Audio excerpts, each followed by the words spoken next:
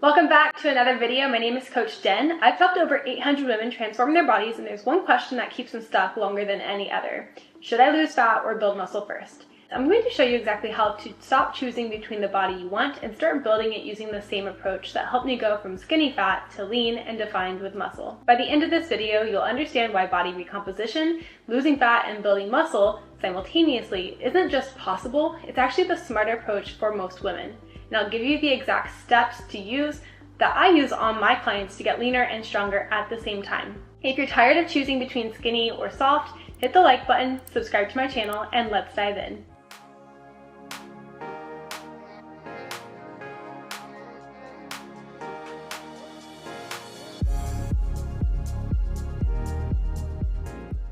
Now you might be thinking, but Jen, I've heard body recomposition only works for beginners. That's only a half-truth.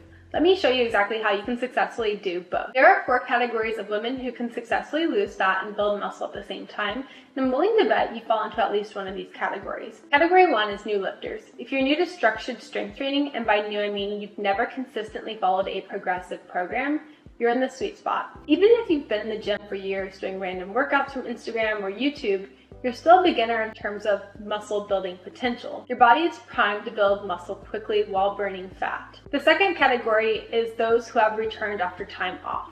If you've taken a break from consistent training, your body has this amazing ability to rebuild muscle memory while burning fat. It's like your metabolism gets a reset. And the third category is those with a higher body fat percentage. If you have significant fat to lose, your body can fuel muscle building from stored energy while you're in a deficit. This isn't about being overweight, it's about having enough stored energy to support both processes simultaneously. And category 4 is for those who are metabolically flexible. This is the category most people don't talk about. Women who've built metabolic flexibility through proper nutrition periodization can switch between fat burning and muscle building efficiently. They've trained their bodies to use both carbs and fat for fuel effectively. Here's the thing, most women I work with fall into multiple categories, which is why body recomposition works so well when you have the right framework. For myself and my clients, I follow these 3 things in order to have successful body recomposition. The first is strategic nutrition. Notice I said strategic nutrition. I didn't say eat less. You need to eat in a moderate deficit with about 300 to 500 calories less than your maintenance, not the extreme 1200 calorie approach that can destroy your metabolism. Your protein needs to be high at about 1 gram per pound of ideal body weight. This gives your body the building blocks for muscle while keeping you satisfied. And here's what gets interesting. You're going to increase your carbs around your training. Second, you're going to follow concurrent training. This means combining strength training and cardio strategically, not just doing more of everything. You need strength training 3 to 4 times per week, focusing on compound movements like squats, deadlifts, and presses. These build the most muscle in the least amount of time. And for cardio, you can do 2 to 3 strategic sessions per week. I typically lift 4 times per week and run 3 times per week, 2 shorter runs and 1 longer run. The key word here is to be strategic. More isn't always better.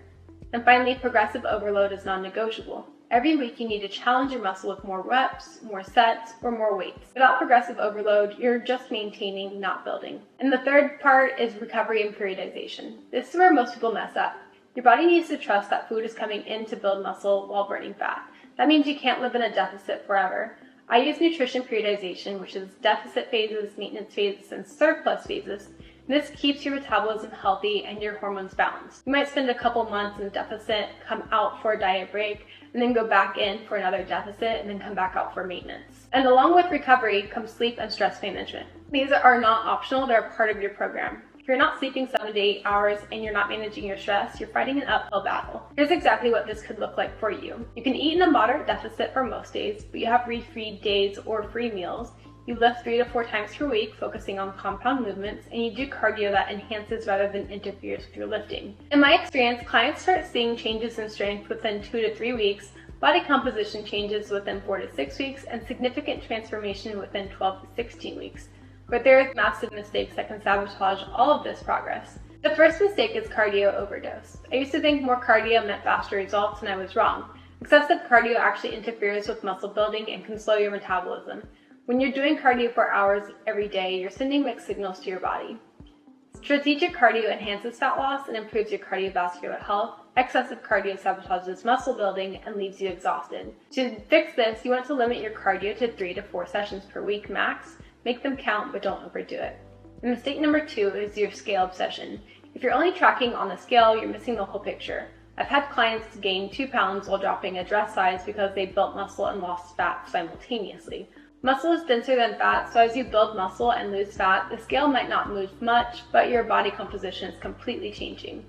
So, to fix this, track your body composition, measurements, progress photos, and how your clothes fit. The scale is just one data point, not the whole story. Alright, so here's what you're going to do this week to get started. First, calculate your moderate deficit, not extreme, not 1200 calories. You can see my last video about how to calculate calories for fat loss in order to do this. You want to have a sustainable deficit that supports both fat loss and muscle building. Second, plan 3 to 4 strength training sessions per week focusing on compound movements. If you don't have a program, get one. I have an app that you can use, check out the link below. And third, add 2 to 3 strategic cardio sessions, think enhancement, not punishment. And fourth, take progress photos and measurements. You're going to want to see how far you've come on your journey.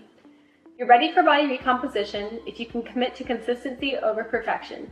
If you're willing to trust the process even when the scale fluctuates, and if you want to build a body that's both strong and lean. This approach works when you work it consistently. If you're ready to stop choosing between fat loss and muscle building and start doing both, I want to help you create a personalized plan. Click the link below to schedule a consultation call where I'll walk you through exactly how to apply this framework to your specific situation, lifestyle, and goals. Let's build the body you love while enjoying the life you love. You don't have to choose between looking good and feeling good. You can have both. If you found this video helpful, click like, subscribe, and follow me on Instagram at JenWallFitness for daily fitness and nutrition tips.